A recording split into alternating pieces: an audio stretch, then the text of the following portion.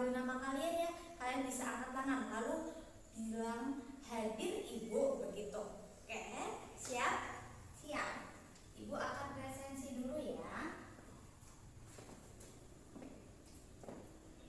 Yang pertama ada Rozatul Jannah. Hadir. Oke. Kemudian ada Nadila Yasika Devi. Oke, hadir. Kemudian Putri Esa Rahmawati.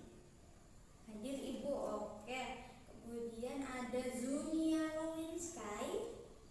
Oke, hadir. Kemudian Amanda Ayu. Hadir. Oke.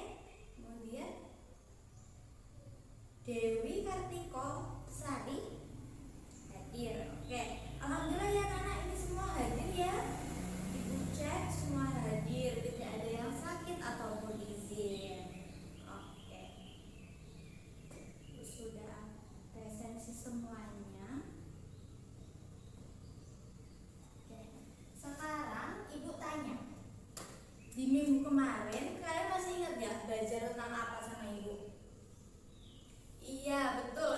Kita belajar tentang fungsi-fungsi manajemen di bidang MPLB. Ada yang masih ingat fungsi-fungsinya apa aja? Ya, ada 4. Kita singkat apa kemarin? POA, AC, benar. Jadi ada fungsi-fungsi manajemen kita ada 4 ya anak-anak. Kemarin ada POAC. P apa? Planning, betul. Perencanaan. Kemudian O, organizing, Bu, betul. Pelaksanaan ya, pengorganisasian. Kemudian yang ketiga ada A, actuating. Oke, yang keempat ada C, controlling atau pengawasan. Oke, kalian hebat, kalian masih ingat sama materi yang kemarin. Nah, anak-anak, untuk pembelajarannya hari ini Ibu membawakan materi baru ya.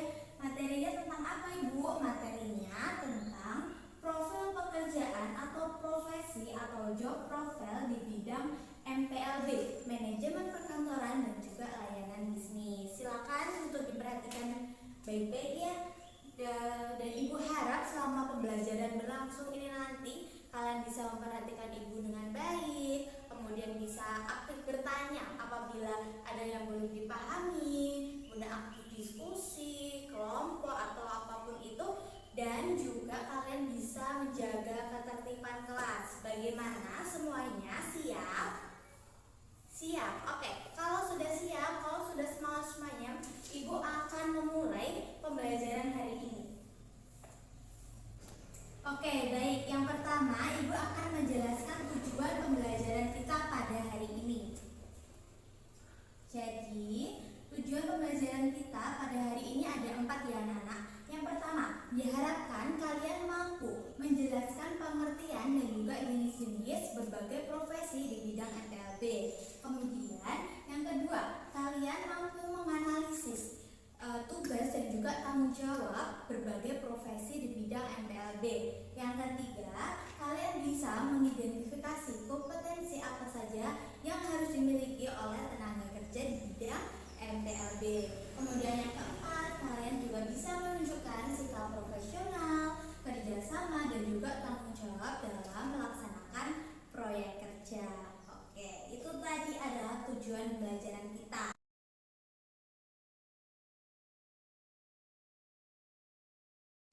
Selanjutnya, Ibu akan membahas materi yang pertama tentang pengertian job profile dan juga profesi di bidang MPLB.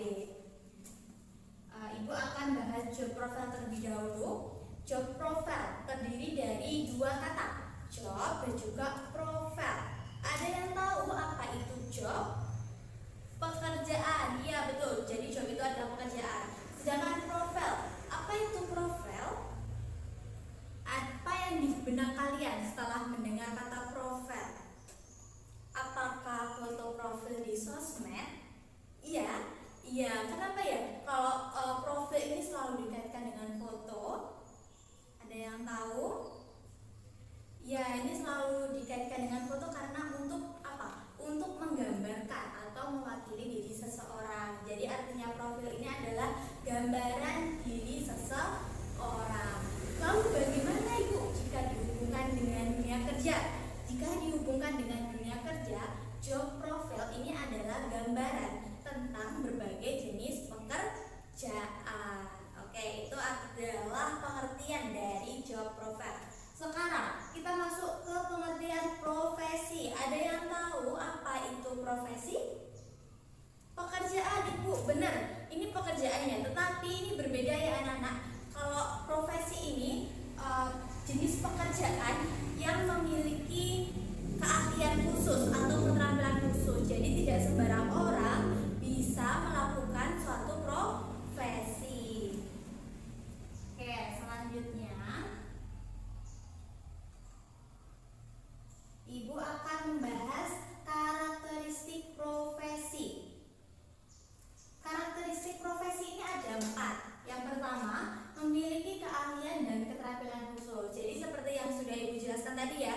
Jadi profesi ini tidak boleh sembarang orang melakukannya karena membutuhkan pendidikan dan juga keahlian khusus. Kemudian yang kedua, memiliki komitmen moral yang tinggi. Jadi seorang yang melakukan profesi ini harus memiliki komitmen, harus memiliki moral yang baik seperti jujur, disiplin, tanggung jawab, bisa menghormati orang lain dan lain-lain. Kemudian yang ketiga, memiliki asosiasi profesi dan kode etik. Jadi dalam suatu organisasi ya tentunya itu memiliki aturan. Dan aturan itu dijadikan sebagai apa? Sebagai acuan dalam melakukan suatu profesi. Jadi di dalamnya itu nanti biar tidak seenaknya sendiri ya. Jadi tetap menjalankan sesuai dengan pekerjaannya, bisa profesional begitu ya. Kemudian yang keempat, memiliki proses sertifikasi dan lisensi tertentu. Jadi untuk menunjukkan kelayakan, mereka itu memiliki sertifikat atau surat izin resmi ya sebagai tanda layak untuk melakukan profesi tersebut. Dari sini ada yang ingin ditanyakan? Tidak, Ibu lanjut ya. Itu karakteristik profesi. Nah, dari sini bisa digarisbawahi ya anak-anak bahwa profesi merupakan bagian dari pekerjaan, tetapi tidak semua pekerjaan bisa disebut dengan profesi. Oleh karena itu, pekerjaan atau jabatan yang disebut profesi ini tidak dapat dipegang oleh sembarang orang karena membutuhkan apa tadi? Membutuhkan persiapan pendidikan dan juga keahlian khusus. Oke, benar. Selanjutnya, nah, Ibu akan memasuki jenis-jenis profesi di bidang FLB. Jadi ini nanti kalian tebak ya. Kalian tebak ini gambar apa, terus profesi apa gitu ya. Jadi Ibu menampilkan beberapa gambar, nanti kalian tebak. Gambar yang pertama, ini ada gambar apa? Ya, Mbak Putri Esa? Asisten Ibu. Oke, mari kita lihat jawabannya benar atau enggak.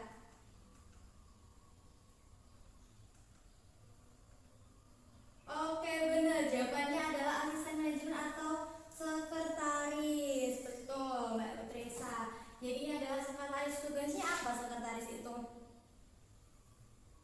Tugasnya membantu pimpinan. Oke, benar, tugasnya itu membantu pimpinan dalam kantor ya. Jadi bisa mengatur jadwal rapat, mengatur kegiatan, kemudian mengelola data-data begitu ya. Itu adalah sekretaris. Selanjutnya kita lanjut ke gambar yang kedua. Ada yang tahu ini gambar apa? Oke, Mbak Rozanto? Arsiparis. Oke, kita lihat jawabannya benar atau enggak. 1, 2, 3.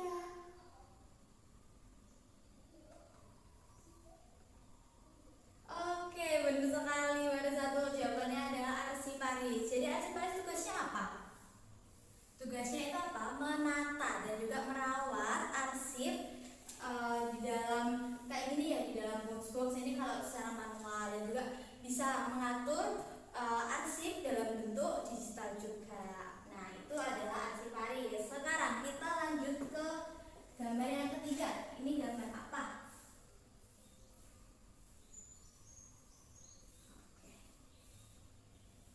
Ada yang tahu ini gambar apa? Ya,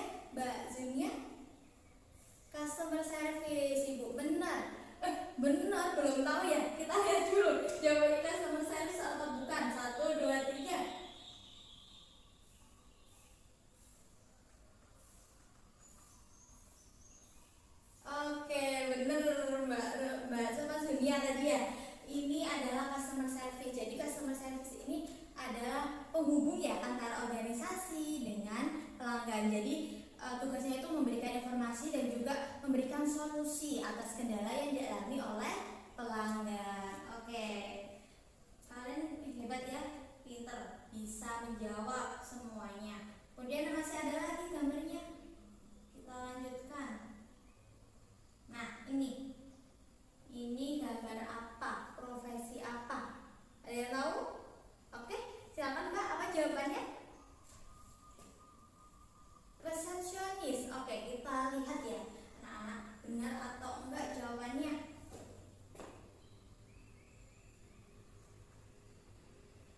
Oke, benar, jawabannya adalah resepsionis. Jadi ini adalah orang pertama ya yang biasanya kalian temui di mana? Di depan apa?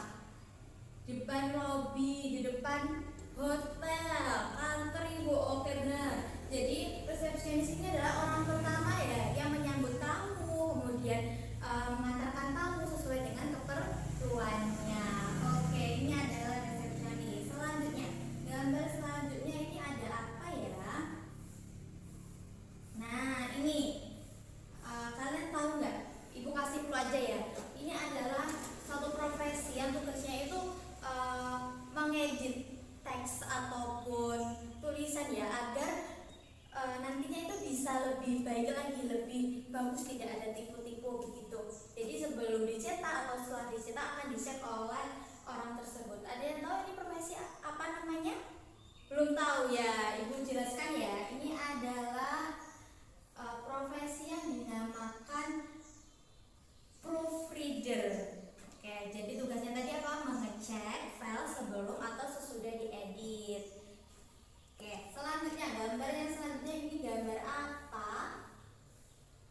Nah, jadi tugasnya kayak mencatat-mencatat ini ya, barang-barang di samping kanan, samping kirinya. Ini apa? Staf ahli ya, staf ahli tapi di bidang apa? Logistik. Oke, mari kita lihat jawabannya.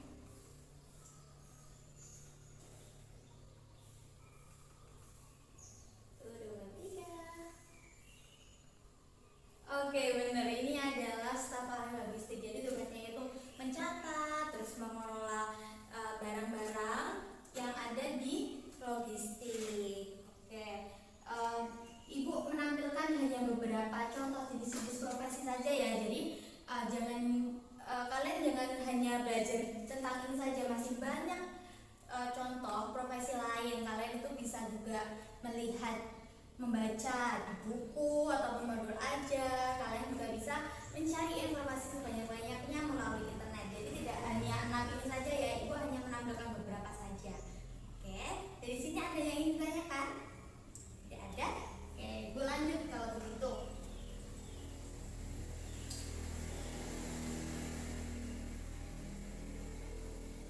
Nah, selanjutnya Ibu tanya, kan tadi Ibu sudah jelaskan ya terkait jenis-jenis profesi. Ibu tanya, ketika kita ingin bekerja, apakah kita bisa langsung masuk kerja tanpa memiliki kemampuan?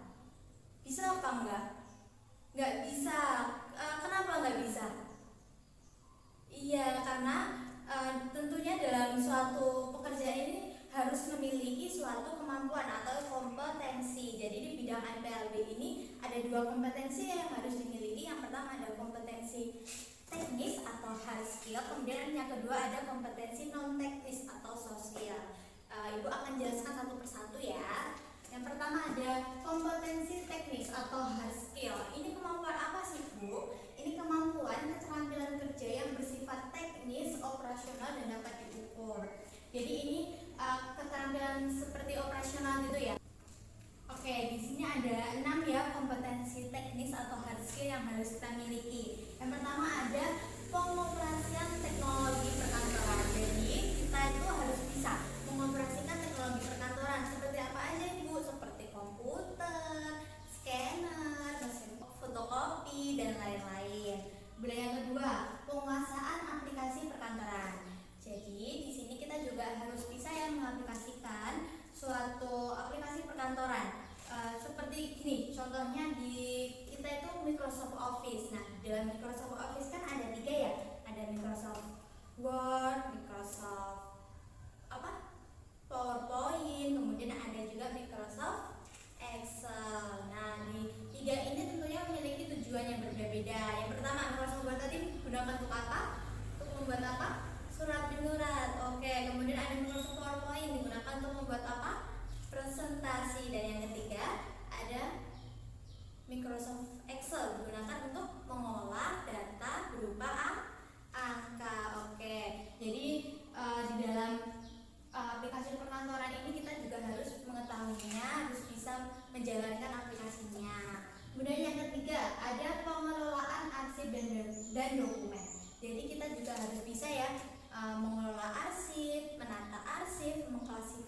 mengklasifikasikan arsip sesuai dengan tempatnya, karena nanti agar mudah dicari. Ini baik secara manual ya atau maupun secara digital kita harus bisa. Kemudian yang keempat, administrasi perkantoran. Nah, di sini kita juga harus bisa mengelola data surat masuk, membuat laporan dan lain sebagainya. Jadi kayak yang berhubungan dengan administrasi di sini kita harus menguasainya juga. Yang kelima, pelayanan pelanggan atau customer. Nah, di sini kita juga harus bisa memberikan layanan prima yang baik kepada pelanggan. Jadi nanti semisal kita ada suatu keperluan gitu ya, terus nanti kita harus bisa memberikan pelayanan atau memberikan penjelasan atau solusi yang dibutuhkan oleh pelanggan. Oke, yang keenam ada pengelolaan data dan informasi. Nah, di sini kita juga harus bisa mengelola database dalam bentuk digital ya. Apalagi sekarang kita memasuki di era digital, jadi kita juga harus bisa mengikuti zaman, harus tidak boleh kudet ya. Jadi kita harus bisa mengoperasikan sesuatu dengan sesuai dengan eranya. Kita harus paham digital, harus melek digital. Oke, ini tadi adalah kompetensi teknis atau hard skill. Lalu Ibu akan menjelaskan tentang kompetensi soft skill atau non teknis. Jadi ini apa Ibu? Soft skill itu, jadi soft skill ini adalah kemampuan personal, sosial dan juga karakter kerja. Jadi ini dilihat dari karakter dari masing-masing orang ya. Jadi di sini kita harus menekankan apa Ibu? Di sini kita harus menekankan yang harus diperhatikan. Yang pertama, harus memiliki komunikasi efektif. Jadi kita harus bisa melakukan komunikasi yang baik, baik secara tulisan maupun secara lisan. Kemudian yang kedua, kerjasama dalam tim. Kita juga harus membangun kerjasama tim yang baik ya. Jangan seenaknya sendiri, jangan aku harus sama ini toh, gak boleh begitu. Jadi meskipun kita ditempatkan dimanapun, kita juga harus bisa mengelola kerjasama dengan baik. Kemudian yang ketiga, disiplin dan tanggung jawab. Nah, ini sudah tahu ya, kita harus memiliki sikap ini. Kemudian yang keempat, kita harus menjunjung tinggi kejujuran dan juga integritas. Yang kelima, kita harus bisa manajemen waktu dengan baik. Yang keenam, kita harus bersikap sopan dan santun. Yang tujuh, bersikap percaya diri. Dan yang kedelapan, kita juga harus bisa berpikir kritis dan juga bisa memiliki problem solving yang baik. Jadi apabila kita dihadapi oleh suatu masalah, kita itu bisa mengatasinya dengan kritis dan juga bisa menyelesaikan masalah tersebut dengan baik. Oke, ini adalah kompetensi non teknis atau soft skill yang harus kita miliki. Selanjutnya, Ibu akan menjelaskan apa itu sikap profesional dan juga etika kerja. Jadi, sikap profesional ini adalah perilaku kerja yang mencerminkan tanggung jawab, kemudian disiplin, kejujuran, dan ketelitian, sehingga mereka memiliki komitmen yang baik dalam menjalankan tugas dan juga sesuai dengan apa? Sesuai dengan SOP atau standar operasional perusahaan. Ini adalah sikap profesional. Kemudian apa Ibu etika kerja itu? Etika kerja itu adalah nilai atau norma atau aturan moral yang dijadikan sebagai acuan atau pedoman dalam berperilaku dalam bekerja, sehingga bisa menciptakan lingkungan kerja yang apa? Yang kondusif, kemudian harmonis, tertib dan juga produktif. Kemudian itu juga akan menjelaskan tujuan penerapan sikap profesional dan juga etika kerja. Tujuannya ini ada 3. Yang pertama, menciptakan lingkungan kerja yang kondusif dan harmonis seperti yang Ibu jelaskan tadi ya. Yang kedua, meningkatkan kualitas pelayanan kepada pelanggan. Yang ketiga, menumbuhkan kepercayaan masyarakat terhadap organisasi. Jadi mereka akan memiliki perusahaan ini akan memiliki citra baik di mata pelanggan. Oke. Nah, itu tadi adalah pemaparan materi dari Ibu. Dari sini ada yang ingin ditanyakan? Apa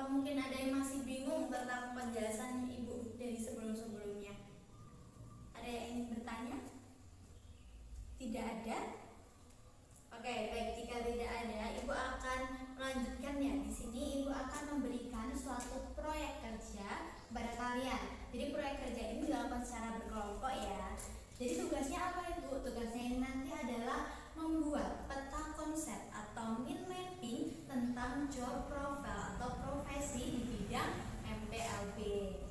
Oke, di sini Ibu akan menjelaskan bagaimana instruksi atau cara kerjanya. Yang pertama, kalian akan dibagi menjadi 5 kelompok. Berhubung ini ada 30 anak ya, jadi 30 anak dibagi 5 kelompok. Jadi setiap kelompok ada 6 anggota. Kemudian setiap kelompok akan mendapatkan satu topik profesi. Jadi ini nanti akan diacak. Jadi ada profesi apa aja? Ada sekretaris, resepsionis, arsiparis, staf ahli logistik, customer service, dan juga provider. Jadi ini nanti akan diacak ya, kalian mendapatkan profesi apa tiap kelompoknya.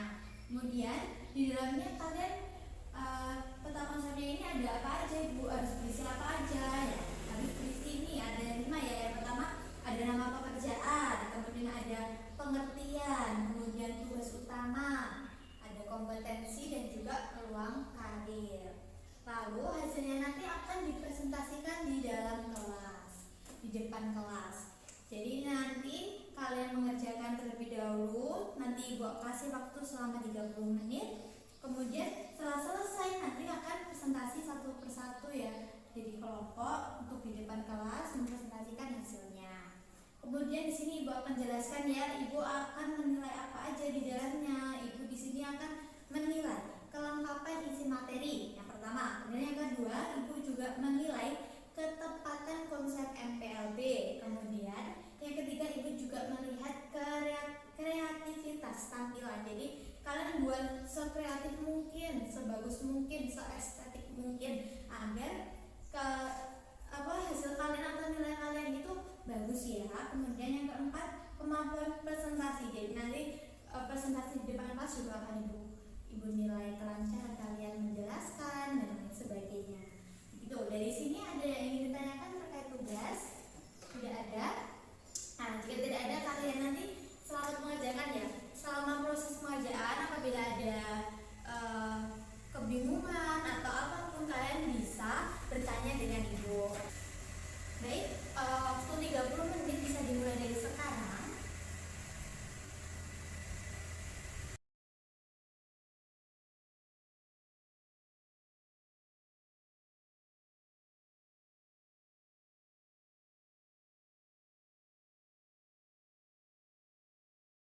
Oke, terima kasih. Kalian sudah selesai semua ya ini tadi mengerjakannya. Oke, sudah selesai. Jadi nanti Ibu minta untuk kelompok 1 terlebih dahulu untuk mempresentasikan hasil pekerjaannya.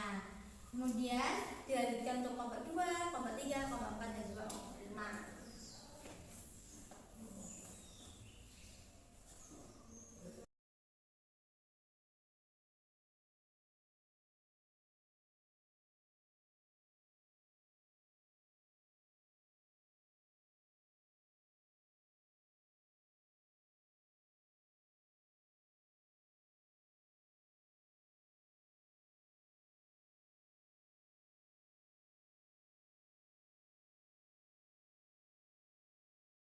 Alhamdulillah semuanya sudah maju ke depan ya, sudah presentasi satu persatu, semuanya sudah memaparkan materi dengan baik, kemudian hasilnya juga bagus-bagus. Ibu lihat tadi. Oke, di sini selain ada tugas proyek tadi, itu juga memberikan tugas individu. Silakan kalian nanti foto juga boleh, scan barcode di sini, kalian kerjakan secara individu, secara mandiri soal pilihan ganda.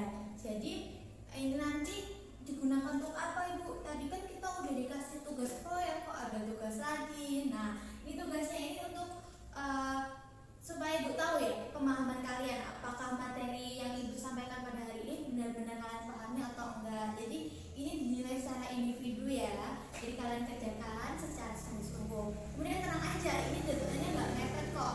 Ini digunakan untuk PR. Jadi selama 2 hari ya.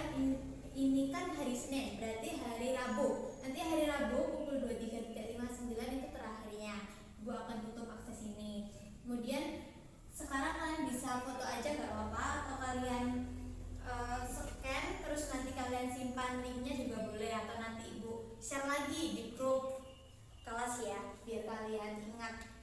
Dari sini ada yang ingin ditanyakan?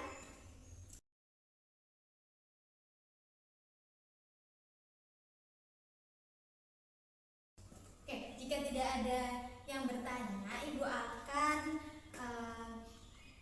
menutup pembelajaran pada hari ini. Sebelumnya ibu akan menyimpulkan pembelajaran kita pada hari ini tentang apa aja. Di sini ada yang mau bantu ibu?